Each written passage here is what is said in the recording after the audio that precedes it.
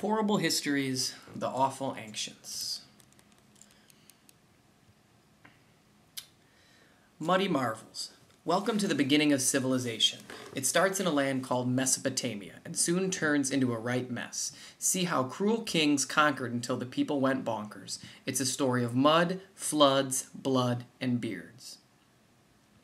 About 10,000 years ago, the Ice Age ended. Some tribes in the Middle East worked out how to plant seeds and grow crops.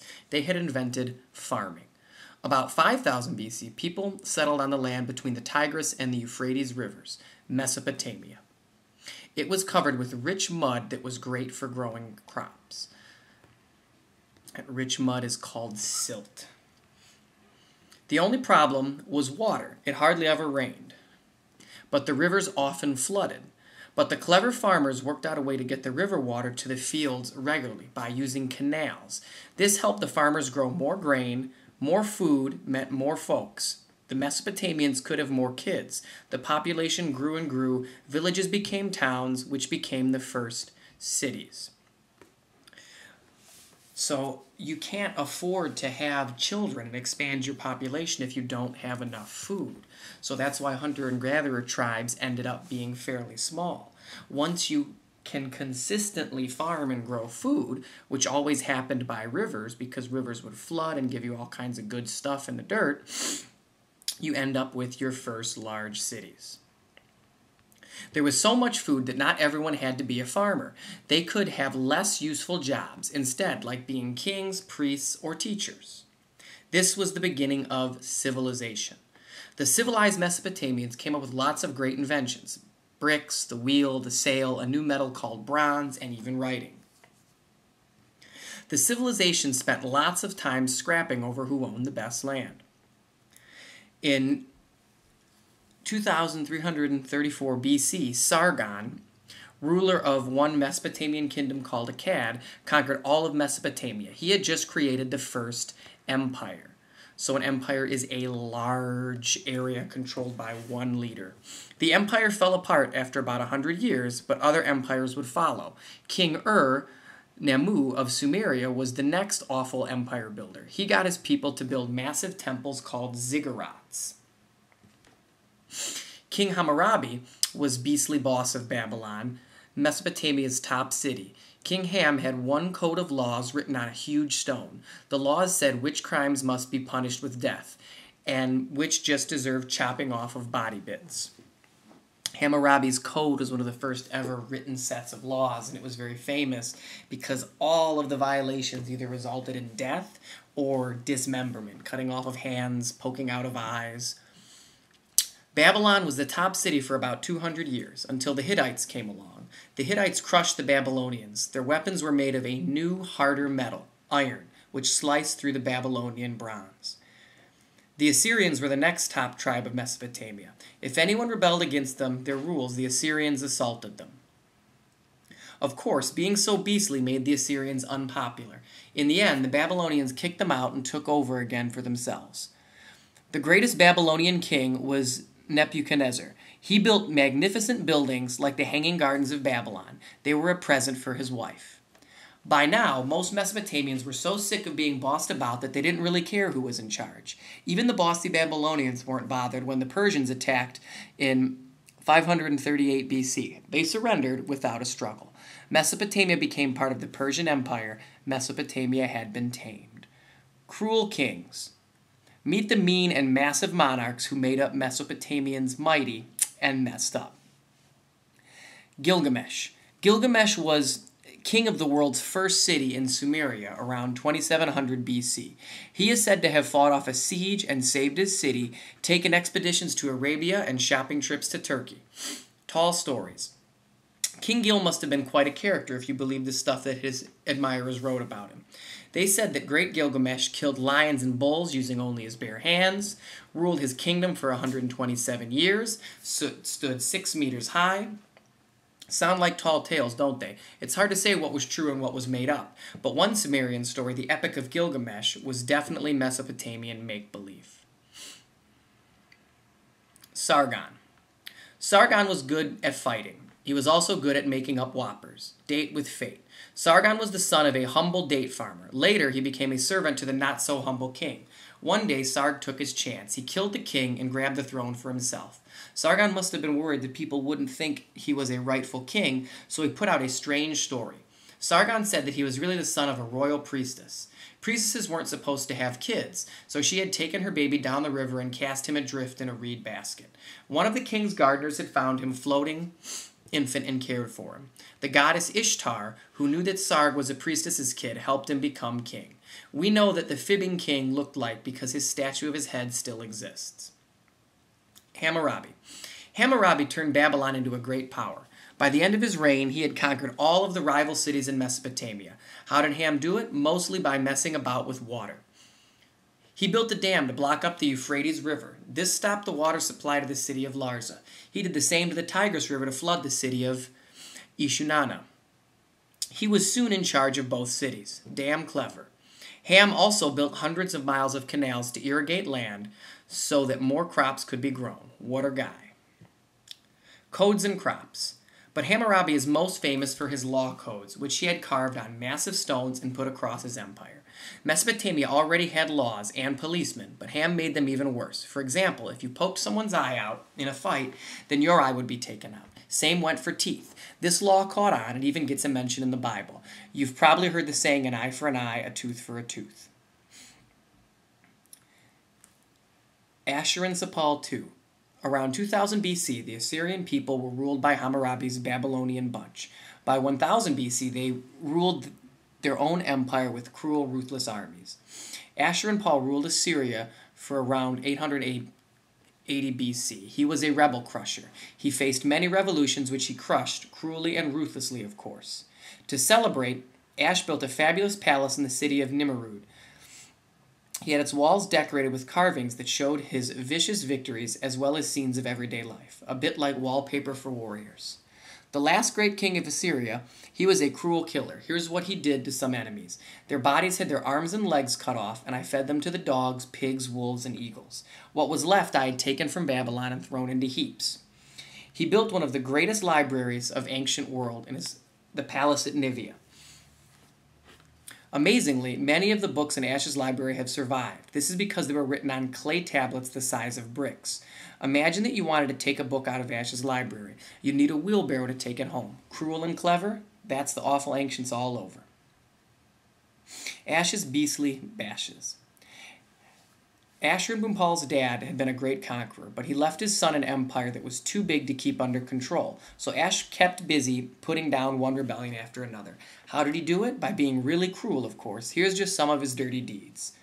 Ash had one rebel king pickled alive in a barrel of salt. After the Babylonians rebelled, Ash had their leaders cut into pieces and fed them to dogs and pigs. An Arab chief who rebelled was taken to Nivea and put in a collar and forced to live as a watchdog in the kennel by the gate. But no amount of cruelty could stop the rot. Within a few years of Ash's death, the Babylonians rebelled again under a noble called Nabopolassar. He managed to destroy the Assyrian Empire forever. After he had it done, nice Mr. Mab said, "I slaughtered the land of Assyria. I turned that hostile land into a heap of ruins." Nebuchadnezzar. Neb was the son of Nabopolassar. Nasty Neb crushed and kicked whole peoples, such as Jews, off their land if they caused him any trouble. He plundered other people's property to make Babylon into a great city again. Do people remember Neb for his nastiness and nabbing? Oh no, they remember him for two things, his garden and his tower. The Hanging Gardens of Babylon were one of the 7 wonders of the ancient world. The story goes that Neb built these tall, tiered gardens to remind his wife of the mountain home she had been brought up in. They were massive. Imagine how long the weeding took. In the center of Babylon, Neb built a huge ziggurat, a step tower with a temple on top. The tower turns up in a Bible story. In the story, the tower was built to reach heaven. This really irritated God, so he made the builders talk in different languages. That way they wouldn't understand each other, so the tower wouldn't get built. Perhaps not surprisingly, Neb ended up completing Doolally, and the new Babylonian Empire didn't last long after he died.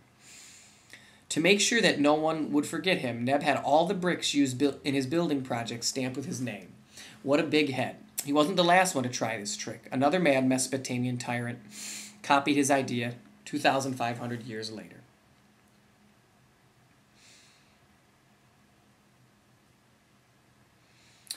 Batty beliefs. The number 13 is unlucky and never walk under ladders. You're almost as superstitious as Babylonian. Mesopotamians believed that they had to feed the gods to keep them happy. So they took food to the temple, which the dogs ate behind the curtains. Of course, the gods didn't eat the grub. The priests did. They kept the leftovers to dish out at public celebrations so people would think how generous the gods are. The Babylonians had some odd superstitions. They thought that if a red dog peed on a man, that the man would have good luck, but the wee of a white dog would bring him bad luck. And the soggy, smelly man wanted to get rid of bad luck. This is what he had to do. Make a model dog out of clay, cover it with goat skin, place cedar wood on its neck and drop oil on its head and make it a horsehair mane. Take the model dog down to the riverbank and set up an altar to the sun god Shamash, the upholder of law. Place 12 loaves, some dates, flour, honey, butter, and some beer on the altar as an offering and get a priest to ask Shamash to remove the bad luck. Afterwards, the priest can have a picnic and get drunk. Hang on a moment. Temple offerings and free picnics? It seems the Babylonian priests got lucky quite a lot. Mesopotamian kings talked to the gods to try to find out what they wanted them to do, but it took some guts. If the king had a question for the gods, he would write on a clay tablet, which was then placed inside the temple. Priests then sacrificed an animal, usually a goat, and cut out its liver. They believed they could read the answer to the king's question by looking at the shape of a liver. Fortune tellers looked at sheep guts to see into the future. The guts were thrown on the ground. If they split at the stomach end, it meant the king's son would rule. A split at the other end meant a peasant would rule to be the next king. If the guts split in the middle, that meant a madman would take over. The next time you're going to have a new math teacher, you could try this trick at home. Get your mom to cook some sausages. If they split in the middle, your new math teacher will be mad. Nothing new there then. Starstruck. Mesopotamians also believed that the movement of the stars and planets revealed what the gods planned to do. The Babylonians watched the stars carefully. It was they who came up with the signs of the zodiac and invented astrology, which many people still believe today. Here is a Babylonian horoscope for a boy under the sign of a ram. Your baby will be lacking wealth. His food will not satisfy his hunger. For 36 years he will have wealth, but the wealth which he has in his youth will not last. He will live a long time. One of the worst omens was an eclipse of the sun. But if clouds covered the sun after an eclipse started, it didn't count. The astrologers would tell a king that, and he couldn't see it. This meant the bad omen was intended for somewhere else. Did you know that watching the movements of the moon, sun, and stars helped the Babylonians work out time more accurately than other early peoples? They were first to measure time in hours of 60 minutes. Bet they were the first to tell kids that they were late for school. Nutty notions and potions. If you got ill in awful ancient times, you needed lots of luck and pots of yuck to make you well. Ancient Mesopotamians believed that illness was caused by evil spirits or angry gods. That's why magic spells were as important as medicine for curing a patient, and spooky signs were just as important as symptoms in working out what was wrong. Doctors would look at your sickness and then blame it on something supernatural. That is, they made it to your house in the first place. If the patient was covered with red pustules, probably smallpox, the illness was caused by a moon god's sin. If the front door of a sick person's house creaked when the doctor opened it, it meant that the patient had eaten something bad and he would be ill for a long time and then die. If it was a fever lasting 4 or 5 days, it was all down to the disgusting demon Ahazu. If the doctor passed a black dog or a black pig on his way to a patient, he would probably just turn around and go home again because it meant the illness was fatal. Headaches were the work of the god of storms, who was known as a dad. If, on the other hand, he saw a white pig, the patient was going to be all right. Cabinet of Cures. Mesopotamian medicines could be absolutely awful. If you want to get ill to sneak a day off school, just take a peek inside the medicine cabinet. Here are just some of the gross ingredients the ancients used. Oils and tar, bat poop, powdered snake, river mud, dead mice, dogs, and human urine. Magic cures could be messy. One required a priest to cut out the heart of a live kid, a baby goat, and thrust it still warm and quivering into the patient's hand while reciting a magic spell. If you had a sore throat, you'd be giving a hot drink made of herbs, beer, honey, and a crude oil called bitumen. Then, after you drunk this nasty mixture, the doctor would stick a feather down your throat and make you sick, if you hadn't already thrown up because of the taste. Mesopotamian doctors made headache cures by boiling twigs from cedar trees with pine resin, myrrh, and suet, the fat from a sheep's kidney. Must have tasted like toilet cleaner, but it would certainly take your mind off your pain. Ancient Mesopotamians thought that toothaches were caused by a tiny worm burrowing into the tooth. So they had to be very keen on keeping their teeth clean and the tooth worm out. They had a toothpaste made of pine resin, salt, and other plant juices that they rubbed all over their teeth with a finger. Then they swilled out this vile stuff with oil, honey, and beer again. Bet their breath was really smelly after that. It could be pretty dangerous being a doctor in King Hammurabi's Babylon. If a doctor was looking after a rich patient and the patient died, the doctor would have his hand chopped off. But if the patient who died was only a slave, the doctor just had to pay the owner enough to buy a new one. Write like an ancient. Writing was invented back in ancient Mesopotamia, so the next time you're staring at your unfinished homework, you know who to blame. The Mesopotamians were a smart bunch. They came up with some clever ideas, like writing and math. Without them, there wouldn't be any books or math homework. The Mesopotamians didn't take their marks on paper. They wrote their words and numbers on flat blocks or tablets of wet clay using the tip of a reed or a wooden stick. The tip was carved into a wedge shape, like a little arrow. It was pressed into the clay to make a mark. Words and numbers were different combinations of wedges. That's what Mesopotamian writing gets called by experts, cuneiform. The tablet lasted well. In fact, thousands of them have survived into the present day. That's how we know so much about life in ancient times. It's a good job they didn't use exercise books. Cuneiform was a better version of a simpler kind of writing that had been invented by the Sumerians. This had used simple pictures to represent words. For example, the symbol for the word head was the picture of a head. If there was one thing an ancient Mesopotamian hated losing, it was their cylinder seal. This was a little roller of hard stone with a design or picture carved into it. When the seal was rolled across wet clay, it printed a pattern. Everyone's seal was unique, so it was like signing your autograph. People used these clay seals on letters as well as wine jars and boxes. It was their way of saying, see this seal? It means hands off, this belongs to me. Sumer school statistics. Because pupils wrote out their lessons on clay tablets, Sumerian schools were called tablet houses. Imagine hauling slabs of clay about in your school bag. Older pupils, known as big brothers, helped the teachers prepare the tablets. The headmaster was called the expert, and geometry teachers were called scribes of the field. The pupils sat on brick benches, and while they listened to lectures or copied from other tablets. The school day started at sunrise, and it lasted until sunset, and there were no holidays. Did Sumerian schools have bullies? You bet. Big brothers sometimes got into fight with the younger kids. The big guys didn't always win, of course. Boys who started fights could be given a good beating up and chained up in the classroom, but for how long? Up to 2 months. About 4,000 years ago, one Sumerian boy had a bad day at school. First he got a thrashing for being late, then another for failing yesterday's spelling test, another for being scruffy, another for slouching in morning assembly, and yet another for trying to bunk off early. Despite all this, when he got home, the boy asked his dad to invite the headmaster for dinner. When the headmaster turned up for dinner, the boy's father sat him in the best chair in the house, feasted him, and got the servant to massage him with scented oil, gave him a new coat, and sent him home with presents. The boy's next report was a good one. Perhaps your dad could try this trick on your head teacher. Learning to write cuneiform took a long time because it used hundreds of different symbols, so only the rich could afford to send their kids to school. Kids from poor families stayed home. Lucky devils, you might say, but they probably had to work.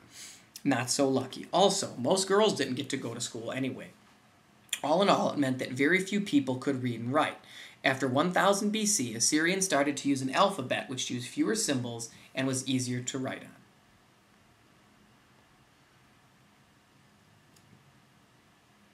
Wars and walls. The awful Assyrian army showed no mercy, and when it came to deadly decorating, neither did their king. The siege of Lachish was won the same way the Assyrians usually beat cities, brutally. If the army couldn't break through the walls, they went over them with huge ladders. The enemy got beheaded or skinned alive. Their bodies were stuck on pikes with their heads hung from trees. Those who were captured and kept alive didn't do much better. They ended up being sent all over the kingdom. The cruel but clever king worked out the best way to rule people was to split them up and send them away. As well as ladders and siege engines, the army had some cool equipment to help them get past the city's defenses. They had sneaky secret weapons for launching surprise attacks from rivers, swimming aids. They weren't quite Assyrian armbands, but they weren't far off. The army used inflatables made from waxed, sealed animal skins. The inflatables helped the soldiers paddle across the river and flowed so fast that no one would expect them to cross. How do we know about the siege of Lachish? Because the king put pictures of it all over his walls. King Sen didn't actually start the fad for gory wall paintings. This was King Ashurbanipal, who had a new palace built at Nimrod in 879 BC. He held a 10-day party to celebrate its opening. Ash was very proud of his palace. He said, "I decorated the doors with bands of bronze. I carved and painted the walls with vivid paint showing my victories." He must have been exhausted after all that decorating. Ash invited 69,574 people to his party. Generous? Not really. He wanted his guests to see the fighting frenzy on his palace walls. That way they would know how ruthless he was, and he would be so scared that they wouldn't rebel themselves. His petrifying palace was at Nivea. The top part of his frieze showed beating kings and rulers paying their respects to the smug king. That's how he liked it. Set on top, and in case they didn't get the message, the lower frieze shows the siege at Lachish, how gorely it was won, and what happened to its people. In one scene, the conquered people are being taken to Nivea. Here they are used as slave labor, cutting stone for the king's new buildings. Bearded beasties. 6 slaughter scenes weren't the only things inside the temple designed to scare the wits out of people. Huge statues of barmy-looking beasts called lammases stood at the entrance to the throne room. Each amazingly odd monster had the body of a bull, the wings of a vulture, and a human head, with a big beard. Even more peculiar than that, it had 5 legs. Why? So that when you looked at a lamassu straight on, it seemed to be standing to attention, and when you looked at it from the side, it looked as if it was walking.